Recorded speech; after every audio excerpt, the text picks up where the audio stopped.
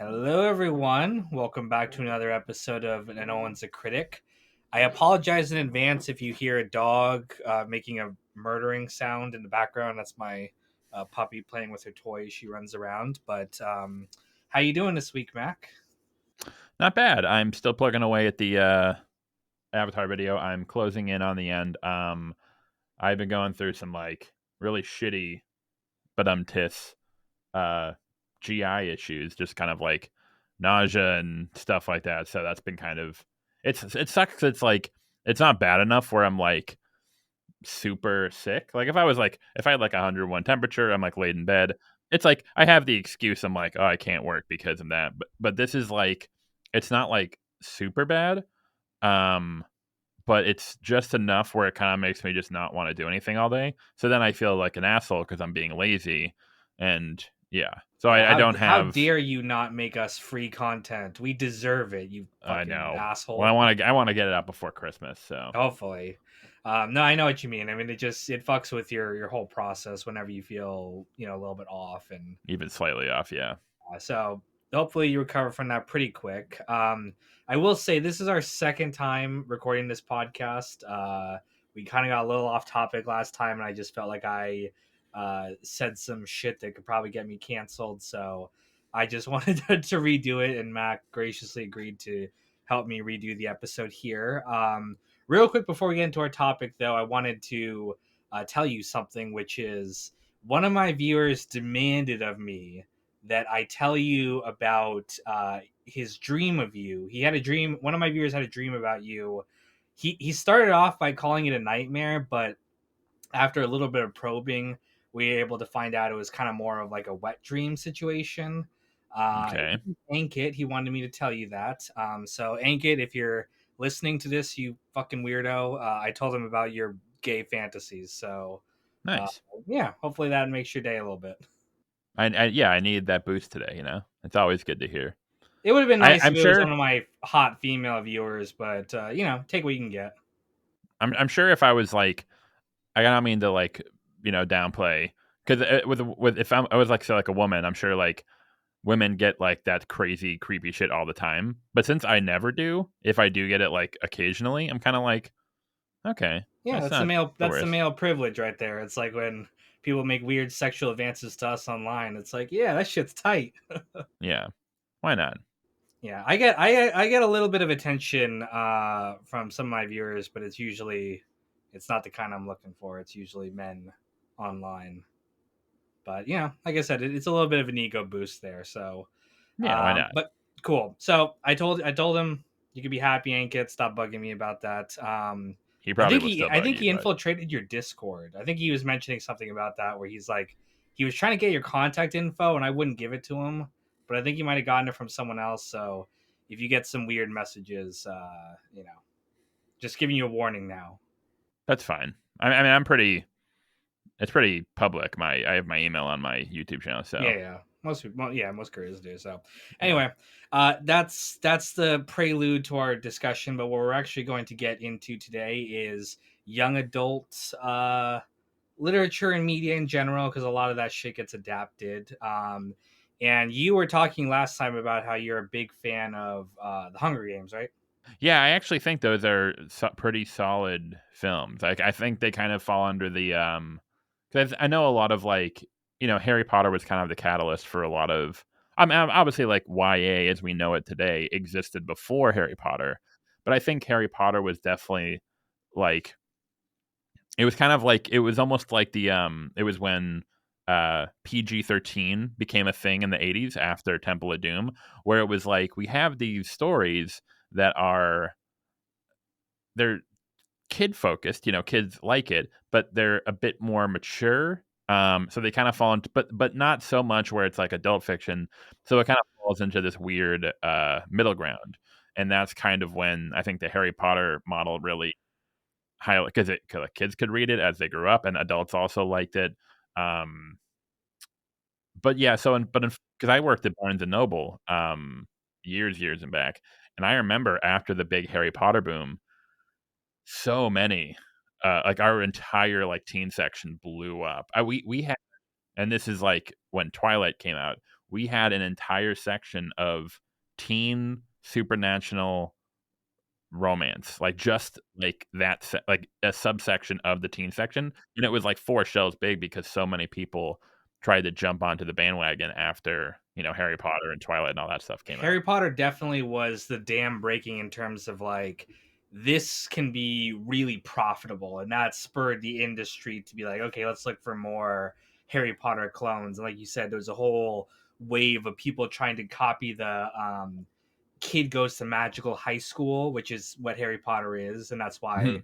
I think some people relate to it. But then, yeah, Twilight did the romance angle, and then we entered the phase of like the post-apocalyptic young adult fiction, which is what Hunger Games, Divergent, The Maze Runner, all those types of fiction are carrying on the legacy of Harry Potter. Definitely, that's the kind of Harry Potter is to young adult what like Tolkien is to fantasy, where all of fantasy is kind of in a discussion with Tolkien. All young adult is kind of either inspired by or rebelling against J.K. Rowling. And yeah, definitely like the genre I think has evolved since like what she did with it, like definitely to more of like mature, I don't know if that's the right word, more mature themes, but like dealing with more stuff than just like romance and magical high school and all that jazz of Harry Potter. Yeah, and then there was the Hunger Games, which um originally when the books came out, I think I just kind of wrote it off as sort of whatever, just another one of these YA. But of the movies I've seen or just the stories I've heard, that's the one that I think is pretty good. There's a lot of like apparently I've only seen the movies, but apparently the books are like actually like even people who like are skeptical of the whole YA boom. They're like, no, the Hunger Games books are pretty good. There is a bit. I think it is like an interesting.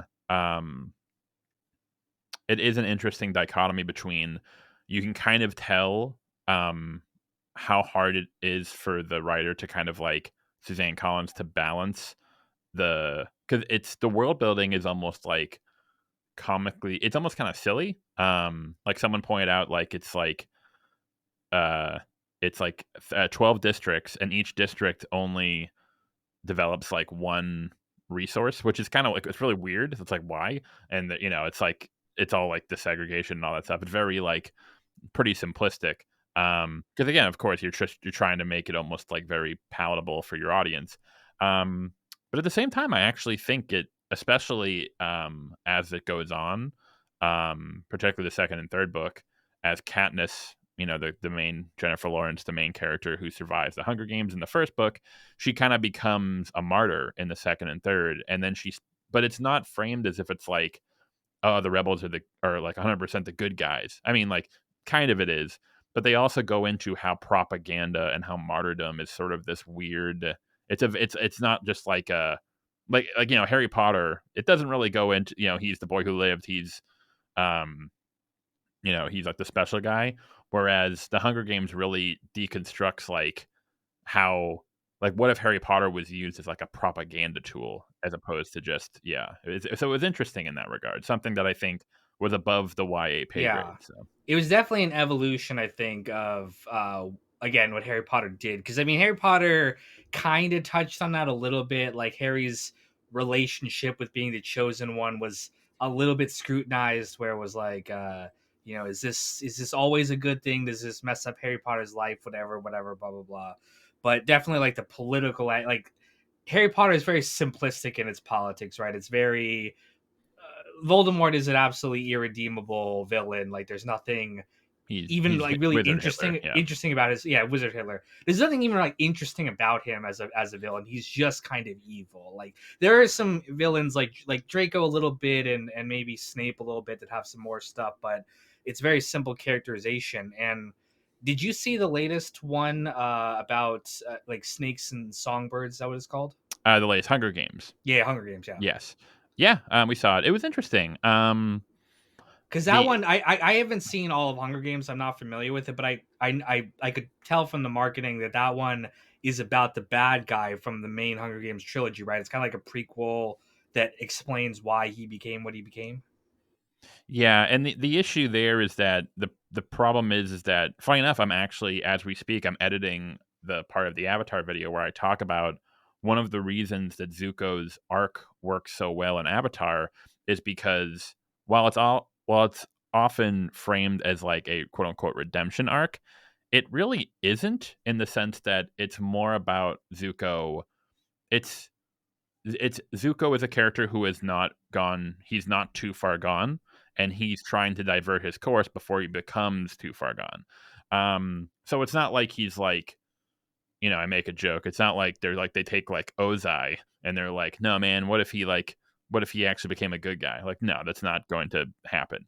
Um, because it's very difficult when you have a character who's like insanely unredeemably evil, which Snow is in the Hunger Games. He's just like this like unapologetically vicious bastard, and Don Sutherland plays the role very well. So when we're like, oh, let's make a movie where we show like his humble beginnings, and the the issue with the movie is that, and this is an issue in like a lot of these adaptations, is that in the book, it's the prequel is based off a book. In the book, we get his internal monologue. So we see that in the book, even when he was younger, even before he became like the psycho that he was, he always kind of had this like he always had like a bit he had weirdness to him. He always kind of had this dark side. And the book is more about, it's not him, he's a good guy who goes bad. It's more like, here's a kid who kind of had like this dormant dark side of him, and this is how it gets brought out. Whereas in the movie, because and this is my friend Book in Discord, she kind of explained this to me because she had read an article where they explained it. Whereas in the movie, because we don't have that internal monologue, the character in the prequel, Snow, he's super inconsistent. Like at one point, you think he's like a super nice guy, super innocent, and then he'll do something like psychotic in the next scene. And it's like, in the book, it makes sense because there's like this conflict within him. But yeah, so it was okay, but it kind of missed the mark. I heard people compare him a little bit to like Anakin in the Star Wars prequels, where they have some scenes like that. There's like that meme scene with Padme, where he talks about how he's in favor of fascism, and that's even before he becomes Darth Vader. And it's like Yeah.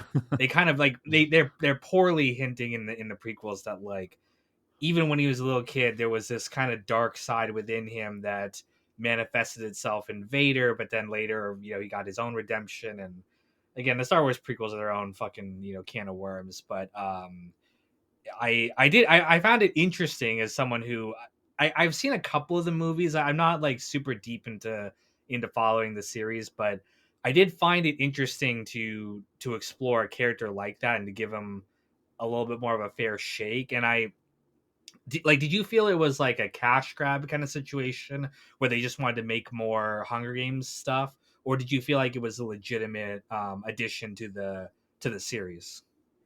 I mean, I think that's always going to be a factor no matter what. Um, I would say, at least from what I understand about the book, I think the book is much more interesting in terms of, not just because it fleshes out Snow's character better. Um, I think it's an interesting look as to how, uh, you point out with like Voldemort. He's just, yeah. Now that you mention, that's kind of something that bugged me in the movies, where it's just like it's J.K. Rowling's view of fascism is just very like, well, if you're a bad guy, of course you love fascism. It's like, Slytherin, like Slytherin. Oh, that's where all the fucking asshole kids go. It's like, nah, it's not really. I think the one, interesting part of the prequel book of Hunger Games, which makes it not a total cash grab, is that it kind of explores how do people get roped into fascistic beliefs or ideologies. Um, Now, I guess you could argue it still kind of frames him as like, there always has to be sort of like it's not like you take like a super sweet kid and then like, this is how he became a fascist. But it was interesting. I thought it was, it at least gave him some sort of depth. However, I was going to say, however, to your point, and I think we've talked about this before, there is something to be said, I think, of is there this, ongoing trend of are we trying too hard to humanize or to flesh out certain like certain like evil characters, um, when sometimes like we talk about like the old Disney films like Cruella or Ursula or Scar. These were just characters who were just like who we just delighted in them being just like unapologetically evil. Do we really need like a big expose on how they ended up that way? I don't know. Yeah, the only reason I asked that was because my wife is a huge like Twilight fan. Like, it's her favorite like series ever. Like, obviously from when being a kid, but she still has a lot of nostalgia for it. And there was a new book that came out for that a while back that was the two characters, Edward and Bella or whatever, they were gender. It was the same story, but they were just gender swapped. And I got the book for her because she really wanted to read it, and she didn't like it. She felt it was just a cheap kind of way to produce a new book, but not really like it wasn't like an interesting addition to the series in her mind.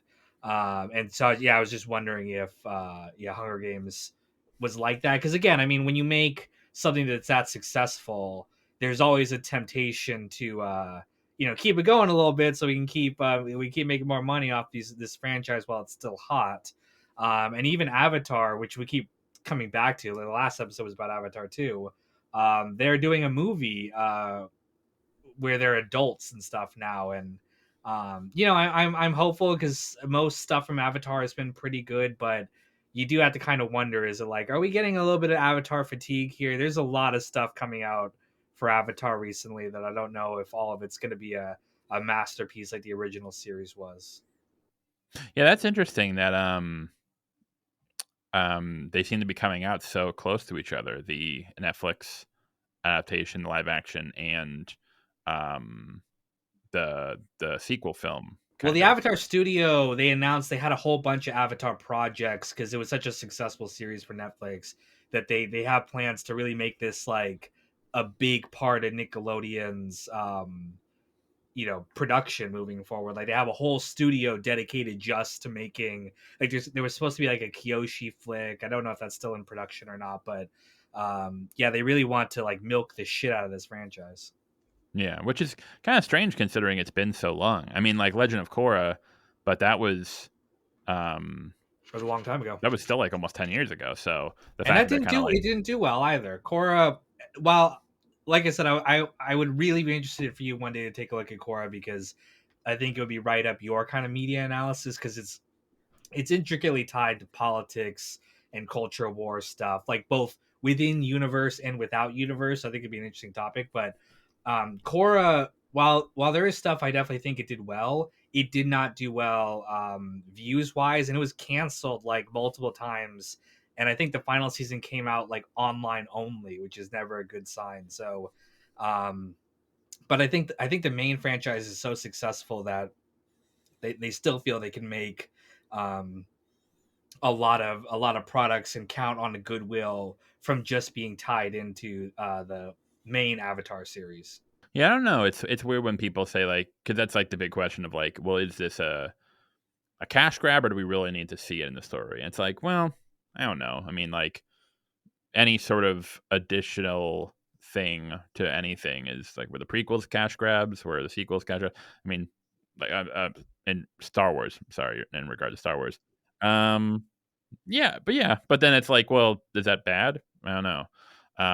Everything There's is still like technically a cash grab. I mean, all media exists to make money. Yeah, yeah, that's kind of yeah, that's kind of the big thing of it it. But like I said, I think there's a difference between, again, what like a cheap cash grab, which is how my wife described the Twilight book that came out, versus apparently the Snakes and Songbirds thing, which from what I could tell from people's reception, they were pretty happy with getting that, and they felt it was a strong addition. So yeah, I mean, it's always open for interpretation. And Usually, especially when these YA authors, once they finish their main thing, they're almost never heard from again. Even J.K. Rowling, like, was not able to really launch a new career. She tried to. We talked about it in the J.K. Rowling episode, but she tried to make a new book that was just completely adult, nothing magical about it, and I don't think anyone really was interested. They were interested in like,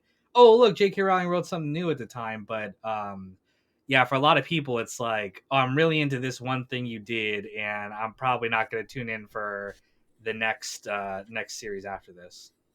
Yeah, and then there was the whole pseudonym debacle where she put out a book and a different name. Um, um, well, I mean, you can always just go. The people were joking. Did you see H Bomber Guy's new video about plagiarism? No, I've been following the discourse around that. Like, he apparently got some other. I don't watch those like generic essay video channels like that just do stuff about long, really videos about random stuff. Not saying they're bad channels or anything. I just don't particularly watch them. But apparently, he got some guy like canceled where the guy deleted his channel that was like plagiarizing. But it upset a lot of people on both ends because some people were fans of the people like Internet Historian. That's another guy who I've heard of him. I've never actually watched any of his videos, but apparently his fans and the other person's fans were like fighting over it. Yeah, it was kind of a cope fest in that regard. But yeah, so the main guy, James Somerton, he was like an LGBTQ review video essay maker, and he like they found like insane, like just blatant, unapologetically ridiculous plagiarism. And he just recently deleted his channel. And there was a joke where someone was like, "Well, don't worry. If you ever need like a safe career move, you can just like pivot to like being kind of transphobic," which is kind of what J.K. Rowling did after she realized, "Oh, I can't. My books aren't selling." It's like, "Oh, you guys will always open me with welcome arms." I Um, mean, the shitty thing is she doesn't even need to like still have a career. Like, she's a billionaire. Like, just retire and just enjoy your money in a quiet like life where you can have I literally guess anything you people want. Literally anything you want. or I guess people just don't want. I mean, that's what I would do. I'd be like, yeah, like, oh, you just want to put out one book? It's like, yeah, kind of. Buy my own private island and fuck off there. Never deal with the internet again. Like, it'd be great. But Yeah, sounds good to um, me. yeah, there's been a lot of internet controversies lately, which I saw something with like Wendigoon, who that's another person who I know who they are, but I've never actually watched their videos. And like, apparently some people were trying to talk shit about them, and then they themselves like deleted their Twitter profiles or something because all his fans started attacking them. And Well, that one I think was kind of overblown. I think it was like because like I tweeted something. It was like I hear a lot. It was one of those. Have you ever been like on a YouTube like comment section and everyone's bitching about people like saying mean things, but you just keep scrolling and you can't find them?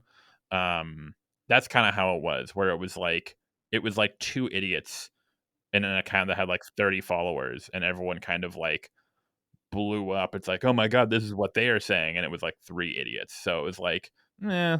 And that's just like the nature of online. But yeah, I will say, in terms of the YouTube comment defense, a lot of people say that, but you and I both know that a lot of times those comments get flagged and stuff, and so only you see them because you're reviewing the flagged comments that tell you to kill yourself and everything like that. So I agree that a lot of times I used to think that like, oh, I'm scrolling through the top comments and they're all positive, but all the mean negative ones don't rise to the top as much. But again, I think that people overblow content creator controversies all the time because content creators are really not that famous. Like, even people who have like millions of followers, like, it's still a tiny. They're not like real celebrities. It's like a tiny fraction of the population follows them. So yeah, I think that a lot of this shit tends to get overblown, and it's just people who are perpetually online that really think about this stuff.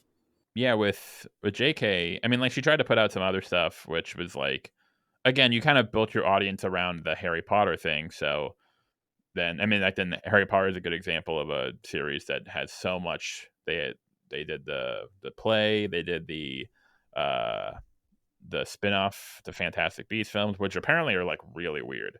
Um, those are, from what I've understand, is like those are films that are like real. They're caught between like the, oh, we have to be fun for kids, like magical creatures, but then it's also like detailing the background of like Voldemort rising and the fascist organization, and so it's like, it's kind of a weird, yeah. And I read that book when I was a kid, Fantastic Beasts and Where to Find Them, because it's referenced in Harry Potter. It's one of the textbooks that they read, and they actually made it as a real like book that people could buy and stuff.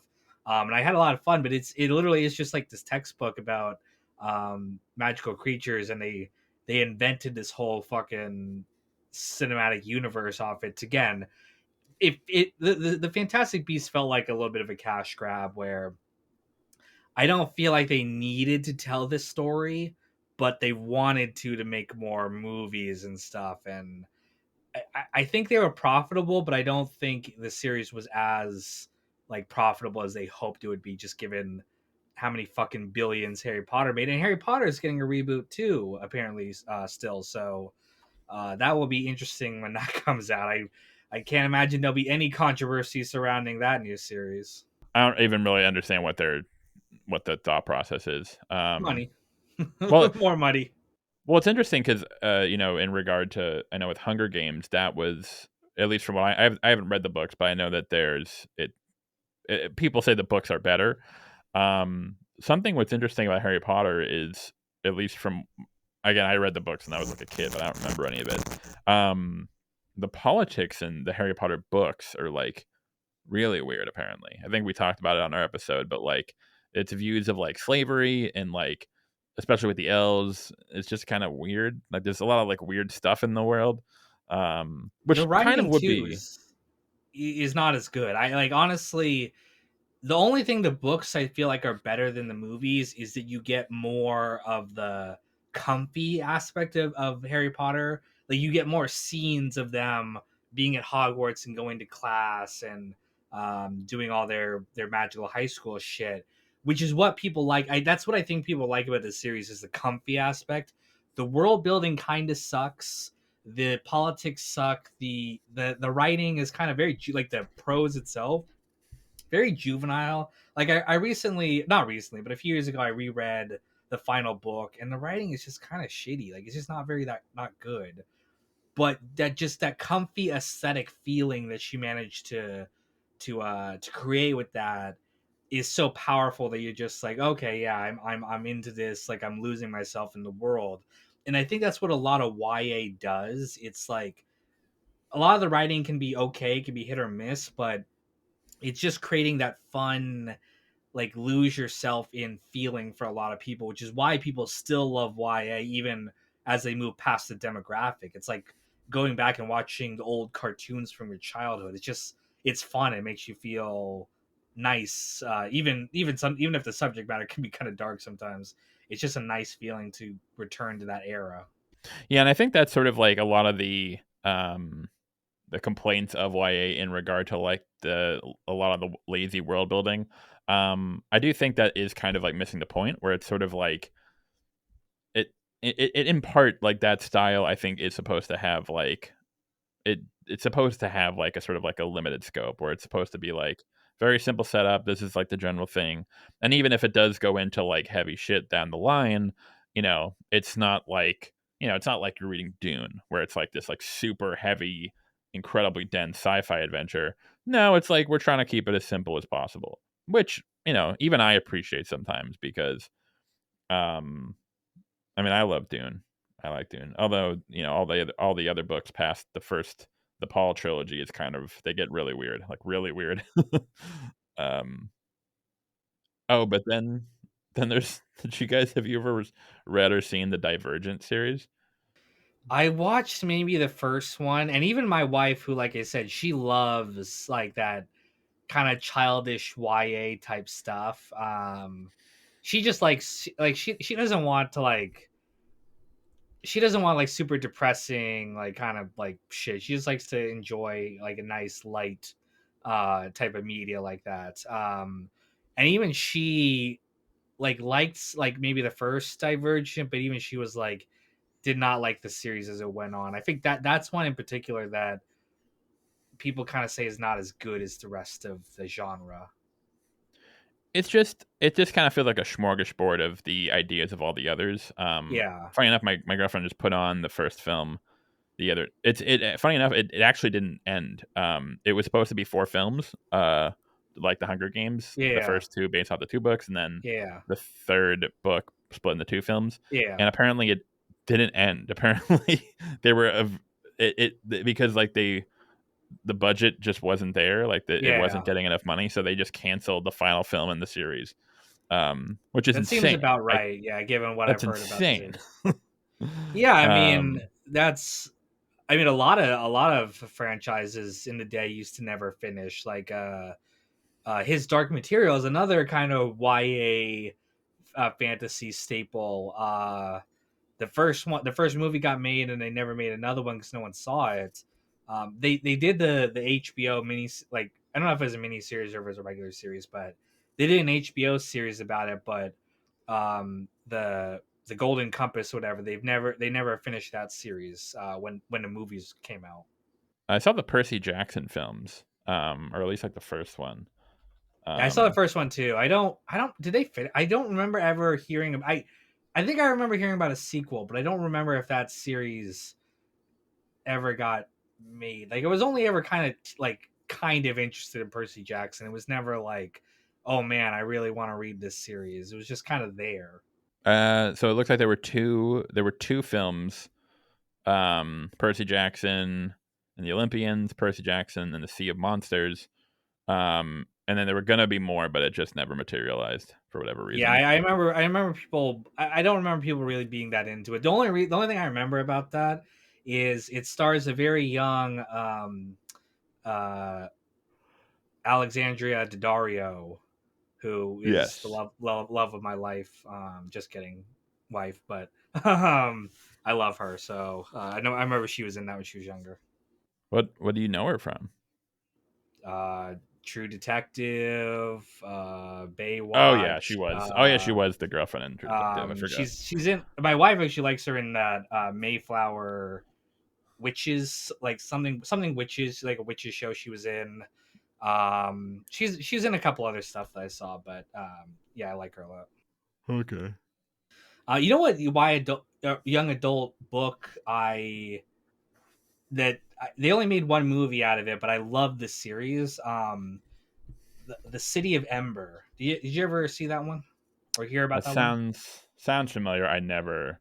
That was I know like the major ones like Hunger Games, Harry Potter, but there were so many of like It's a very obscure one. The only reason I know about it is because when I was in elementary school, they had us.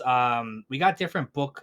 We got assigned books to read, and some of the books were cool, like like Harry Potter type books, and some of them kind of sucked. And I got one that sucked, and I didn't want to read it, so I asked the teacher if I could read something else, and she's like, "Okay, well, there's only one book left on the list that hasn't been assigned to someone else, so you have to read this one." And it was The City of Ember. It was a new YA book. I never heard of it before, and I read it, and I really liked it. It was it's it's a post-apocalypse series about this society that lives in like this underground, like Fallout type shelter, but they've forgotten that they live in a Fallout shelter. Like the knowledge got lost, so they think that's the world. And that's the main character kind of discovering. No, there's a whole civilization up top. It's literally just like Fallout. But I got really into that book, and I read it, and I read the sequels and the whole series, and that's one that was just kind of comfy. Like, again, I like the characters. I don't think the writing was that great, but they made one little movie out of it. I don't think it did well, and they never made the sequels. But there's a lot of crappy generic YA out there that never gets adapted as well. yeah, and I just never. There was so like again there were so many of them, which I'm sure I would like enjoy some of them, but I just never got into it. Especially because it seemed like there was such a huge rise of aside from Harry Potter and Percy Jackson, I guess most of them are there's almost like a subgenre of the subgenre, which are strictly post-apocalyptic. Yeah, that's the really And generic one now. yeah, and we have to for some reason instead of like putting everything on like adults who, you know, have like a lot of experience. It's like, you know, this 15-year-old is like, you have to, and I get it. I get it, but still. That's what we talked about last time, which was like the post-apocalypse genre is so popular, I think, because it naturally, like, one of the challenges of YA is you have to empower your young protagonists to be the ones driving the story forward. And how do you do that in a world that's run by adults, right? There has to be some reason why teenagers are solving the wizard Hitler problem instead of the grown-ups who would naturally do it. And Harry Potter used the chosen one method. A lot of post-apocalypse uses the whole there is no adults around, or the adults are, you know, corrupt fascists like Hunger Games and stuff like that. So yeah, it's a challenge to empower your young protagonists, but I think that's very standard for the genre because you want your young readers to insert as those characters and feel, oh, it's a fun story where I get to pretend to be in charge for once. I think that's appealing to a lot of young people. Yeah, it's kind of it's like a, and I think that kind of rolls back in with like the idea of like, you know, with world building and realism. It's like they are at the end of the day kind of power fantasies, you know. Um, you know, but Twilight was like you take the most like basic ass bitch girl, and it's like, yeah, man, you're just so not. There's no, you have no personality, no like actually defining traits, but for some reason, um, everyone is in love with you. The The two vampires hottest guys in the world and they're with gonna six packs end the want to fight over world. you. And the second one, it's like you left me, so I'm literally gonna kill myself. It's like, Jesus Christ, okay, like, whoa, Oh, you know, we didn't even have we ever talked about 13 Reasons Why? Would that count as YA? yeah, I don't see why not. It's God, kind of, that was what a another. weird fucking book slash series. Well, the series is like it's only one book, and then they decided to, for whatever reason, why that I'm What a pissed. strange fucking macabre, you know, storytelling choice to make it off of that. I mean, I get artistically what she was probably going for. I only saw bits of this series. I never watched the entire thing, but um I get that it's like drawing attention to suicide and like, you know, trying to help people going through it, but it just seems like almost exploitative to make this kind of story around something like that. Yeah, it's so the main issue with it. So you know the plot. It's a girl commits suicide, and then she leaves tapes that explain why she did it. There are 13 reasons why. Um, and yeah, I guess like it's like when you think about it, that's like a really good narrative device, particularly for like the Netflix series because each tape was an episode. Although it's funny because like it doesn't make any sense because in the book when you're reading them, it's just like a verbatim of the tapes. In the show, it makes no sense because the main character Clay, um, you know, if I were given if I were given 13 tapes of a girl who committed suicide all in one go, I would probably just sit there and listen to them all, right? But in the show, because they can't do that, because that would they couldn't have the show. He listens to a tape and then he like goes and like confronts like it makes no sense why he wouldn't just sit there and just listen to them all. Because like it and like then it's like, oh, why did he do this? It's like, well, if you just kept listening to the fucking tapes that are in your house, it's very funny. It's like reading a book one chapter at a time, and then you stop and you go try to do something based off that one chapter, and it's like, you know, the next chapter might like change your perspective on all of this. And Yes. isn't he one of the reasons why? Spoilers for 13 Reasons Why, yes and no. It's like he's number like 11 or something. But then at the end, she's like, just to be clear though, Clay, um, you're not actually a reason. You're the nicest person. I just needed you to be a part of this story. It was something stupid. Like, so it's 12 Reasons Why and some little like beta bitch who like loves me and I keep stringing along. I I don't know. I thought it'd be funny to be like, he goes and confronts each of the people, and it's like, you're a piece of shit, and you are the reason why she's no longer around. And then he gets to the one that's about him, and he's like, oh fuck, it's me too. Yeah. Like, That's basically kind of what happens, but it's kind of, but oh, so that's sort of like the big issue with the framing is like on one hand it kind of sounds like, oh, it's an interesting framing, but like an interesting like storytelling device, but the issue is that um when you think about it, it's almost like this idea of like, well, these are the reasons that I committed suicide, and if this stuff hadn't happened, I wouldn't have ended up doing it. And that's kind of like a really, particularly when it comes to like mental health and suicide, the one thing that, a lot of uh psychiatrists and specialists in the field will tell people is like, it's very rarely, oh, a very like simple cause and effect. It's very like, oh, this happened and so she did this. It's like, no, it's usually not like that. So the show kind of like, it kind of frames her journey, her mental health spiral and eventual suicide as if it's like this like perfectly constructed narrative where everything just falls into place and one after the other, and like, oh, because this happened and this happened, and it's just kind of like, nah, it's not really. Also, that doesn't even really hold true in the show because, again, spoilers, it's like the first like 11 tapes are like they're like, a boy said he liked me, but then he like shared a picture of me to other guys, and then another guy said he liked me and he was mean to me. So it's like little shit like that. And then like reason 12 is like, the school jock like sexually assaulted me, and it's like, whoa, that's like, it kind of ramps up very quickly. Yeah, it's a very strange, and then all the other seasons are just like insane. I almost pity the writers for being forced to like, how could you ever even try to like frame something around this? I know it's so weird, and I mean that's the problem with all storytelling is that like you have to kind of simplify some of these concepts, especially like we talked about in YA, which is again I keep coming back to this. It's why The Wire is one of, if not the greatest television shows of all time, because it really tries to tackle how complex a lot of these issues are, and even The Wire simplifies things. It has to Of course, as yeah. a storytelling medium, but yeah, especially in YA, again, a lot of this post-apocalyptic politics stuff that these books try to deal with it's got to be simplified both for action storytelling purposes and also for the audience reading it. Were you a fan of, or did you watch, or were you a fan of the Maze Runner series? No, I did. I think we watched the films because I thought the premise of it was kind of interesting. Like, these young boys are like, they wake up and there's like this weird maze and they have to get through it. So yeah, so that was interesting, and I think I enjoyed the first film, or I didn't think it was like bad.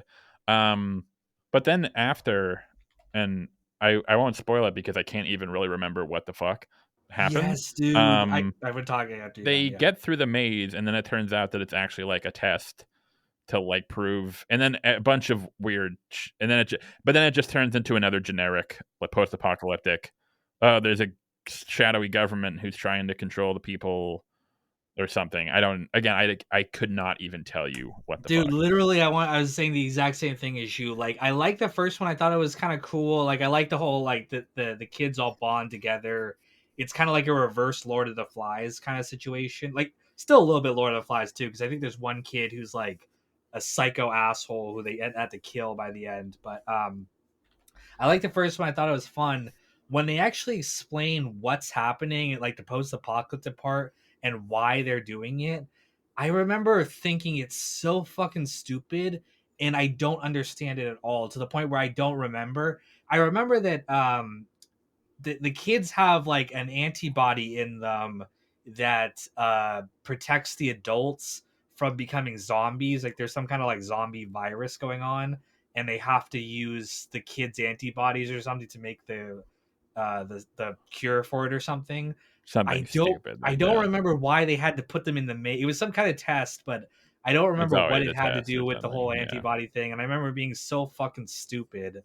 And that's, I think, the problem with a lot of this stuff is the first book, obviously the first like movie was kind of good, and I imagine the book was too, because it had an interesting concept that just worked for that one movie or book. But when you actually try to explain the shit behind it, it all falls apart. And I think that's the problem with a lot of these. Like Harry Potter was the same way. Like the premise of the magical high school, whatever, was cool for the first few books, But then when you actually get into like explaining magic and time turners and prophecy and Voldemort and all this shit, it just kind of falls apart. Yeah. I couldn't even tell you. I don't even really understand the prophecy. We just watched the fifth movie too, where they talk about the prophecy in Harry Potter, and that's one part of the whole thing that I don't really understand. Where Yeah, there's it's like, because we talked about this before, but it runs kind of antithetical to the whole like thematic thing of the book where choice matters. Like they set up this bullshit with Harry and Voldemort being kind of like two sides of the same coin, but Harry chose one path and Voldemort chose another, which I don't think works at all.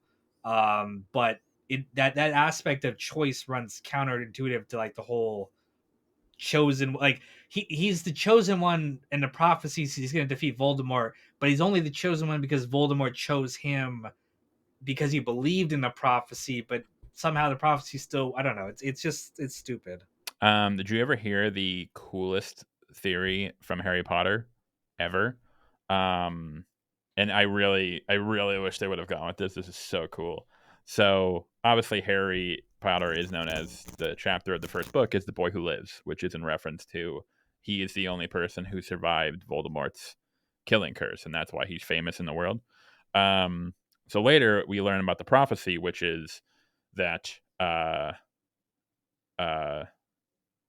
they can only die from each other's hand. So Harry can only kill Voldemort. It's one of them has to die, and that's the prophecy.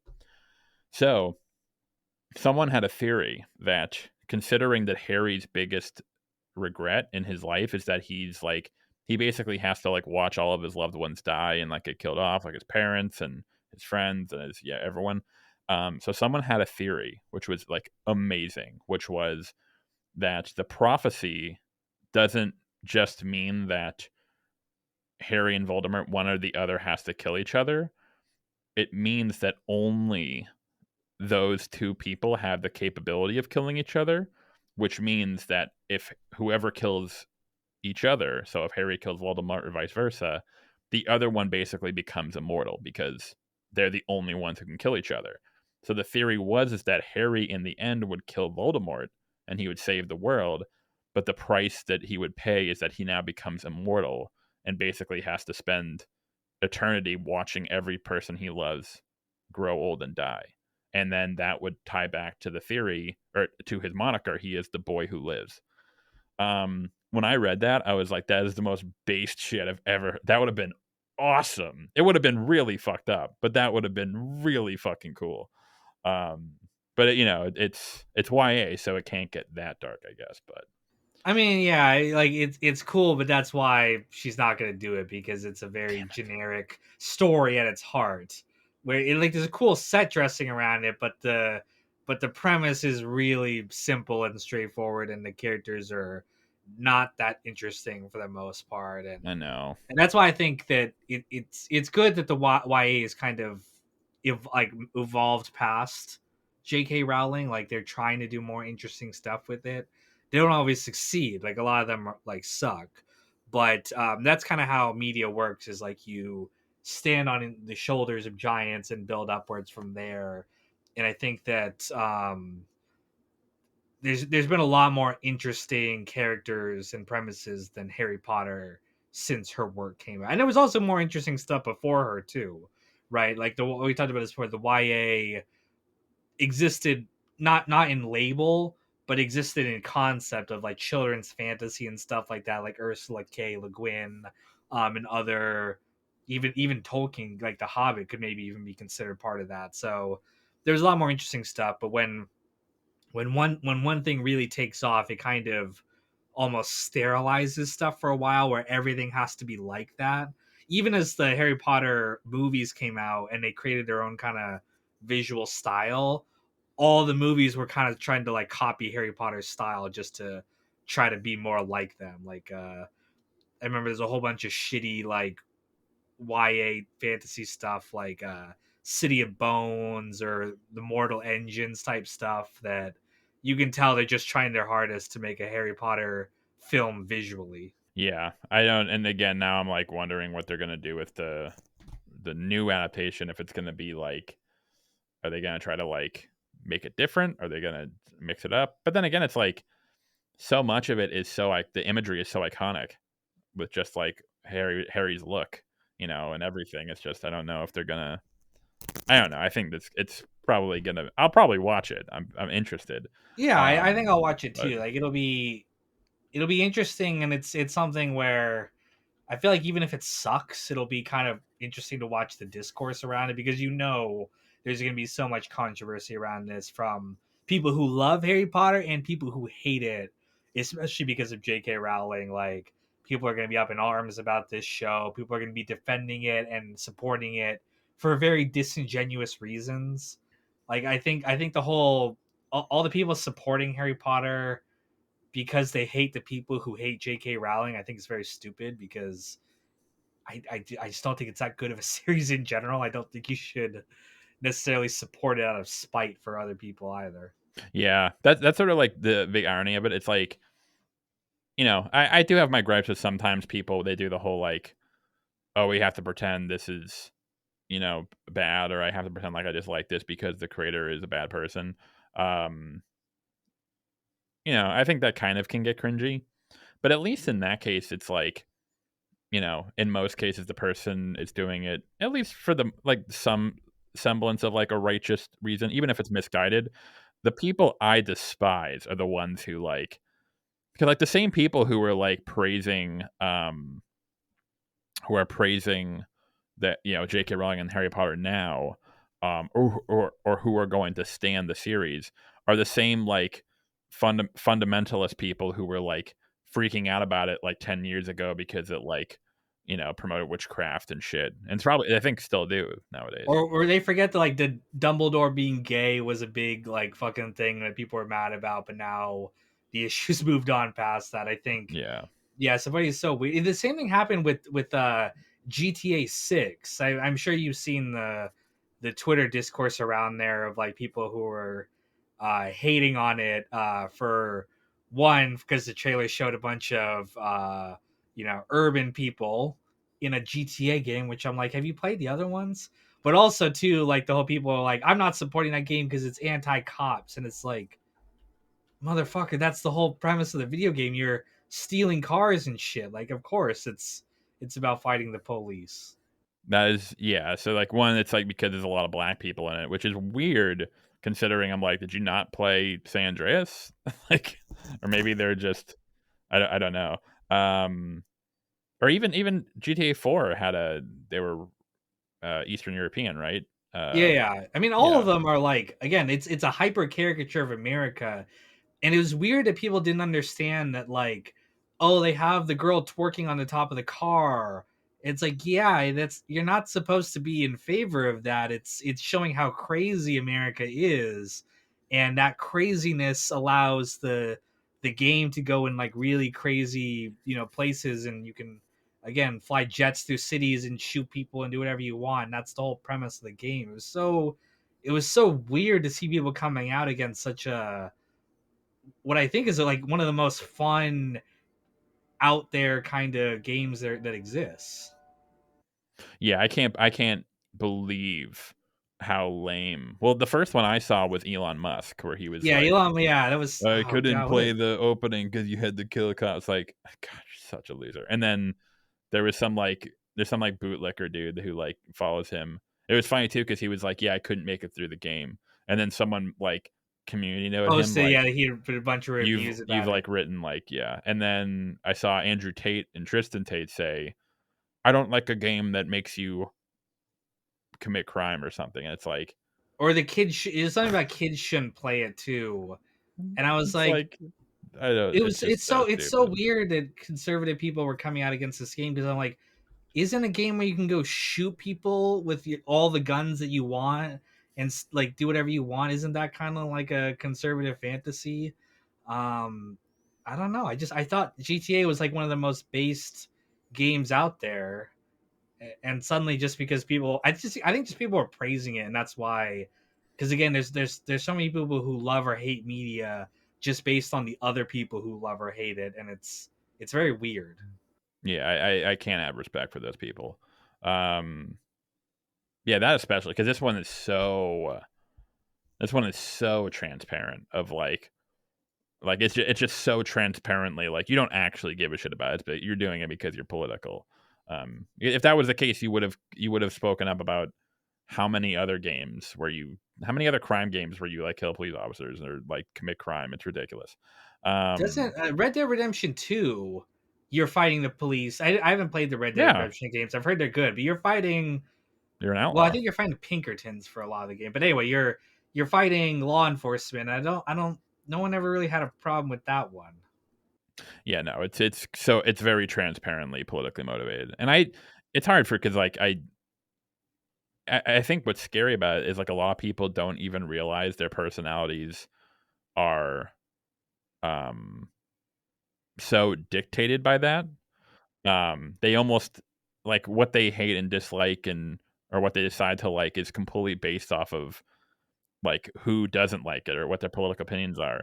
And I think what's weird is like, yeah, I think a lot of these people they're so like absorbed into like they're so goon brained by the culture war, they don't even realize it. They don't even, which is kind of weird. It's like you don't even like have a sense of your own personality. That's weird, man. Well, That's very I think strange. making media a part of your personality in general is kind of weird. And yeah, you could argue we're a little bit guilty of that ourselves. I mean, we tend to really like again stuff like Sopranos or The Wire, but I've really tried to not make it a part of my identity to where if someone likes or doesn't like this stuff, I know I'm like, okay, whatever, like it doesn't bother me. If someone told me The Sopranos sucks, it wouldn't make me mad. I really try not to make it so much of a core identity that I feel attacked when that thing is attacked. But a lot of people really make different parts of media a core part of their identity. And I get it because there is a question of like, well, what is your identity supposed to be based on, right? What are you supposed to, base your identity on? And for a lot of people, the only thing they have in their lives are video games or TV shows or movies or whatever. They don't really have stuff in their life that's that important to them. Um, like because a lot of people are just terminally online or they don't have a lot of friends, they don't have a career that they're proud of or anything like that. So the only thing left they have to really kind of assume is the stuff they like or don't like. I understand if it's like you're young, but like then I hear dudes who are like in like their 20s or even my age, and it's like they're still in that mode, and it's like I love movies, man. I love media, but like, damn, bro. It's not everything about who you are. Like it's you can like it, but it's not a core part of your identity where you like if someone attacked you or whatever, you're not gonna hopefully not gonna feel personally offended and therefore feel the need to be weirdly defensive about it or attack that person about it. It's like, yeah, you have a shit opinion, whatever. It doesn't affect me. Yeah, it's very strange. I don't really understand the mentality of that. Yeah, but anyway, that's our coming up on our hour here. I'm looking forward to your avatar video. Oh, and I wanted to talk just very briefly that I released that Lalo video that I've been talking about with you for a while, where I Oh yeah, talked I about how saw much I that. hated his character, and How was the reception? man, oh man, did people like never before have I had people like be like, you're shit, you fucking suck, your opinion is shit. I hate this channel, I'm unsubscribing. Like, Nice. man, when you attack a character someone likes, and this is exactly what we're talking about. When you attack something that people like, they get really upset about it. And um it was a fun experience because I've never had that happen. I'm sure you have because you tackle, some controversial issues sometimes, but yeah, I've never had that I, happen on my channel before. Ironically, the one of the biggest ones I've ever had was when I made kind of like a meme video about you ever seen Meet Joe Black? It was a '90s film with Brad Pitt and Anthony Hopkins, where Brad Pitt plays Death, who is he's supposed to kill Anthony Hopkins because it's his time, but he offers him like, hey, if you allow me to if you allow me to uh, shadow you to see, what living life is like, I'll let you live for as long as it takes. Um, and then he like falls in love with his daughter. It's really fucking weird. And it was a movie that used to be on all the time on like TNT, like way back in the day when I was a kid. It would always be on. And it's a bizarre movie. And so I thought like, hey, I'll make a funny video on it. I'm sure no one else has seen it, like, or people have heard about it, but they've never actually seen it. Um, and a lot of people apparently loved that movie. They're like, no, man, that movie was awesome. I used to watch it. It was like moving. Um, but yeah, that was a very strange for me. I was like, oh wow, I didn't realize all y'all actually liked this shit. But okay, yeah, sure, why not? Yeah, people, yeah, get weird about some of that stuff, but people I got a lot of positive comments too. A lot of people were like, "I'm glad you had the courage to say something that I've been feeling." And my whole point with that video is to try to criticize Better Call Saul because a lot of people just heap universal praise on the series, and we discussed this. I mean, I felt like there were flaws there, so. But I'm going to explore more Better Call Saul in other videos and talk about some more positive stuff because I do really like the series too. I think it's a fantastic series, and I'm going to be talking about that more in the coming year here. You better, bro. I want to see it. Long form video. Let's go. We'll see. Okay. Well, cool. Thank you for joining me, and thank you for redoing this episode so I don't get canceled for my political opinions. But thank you all for listening to No One's a Critic, and stay tuned for the next episode coming soon. Take care, y'all.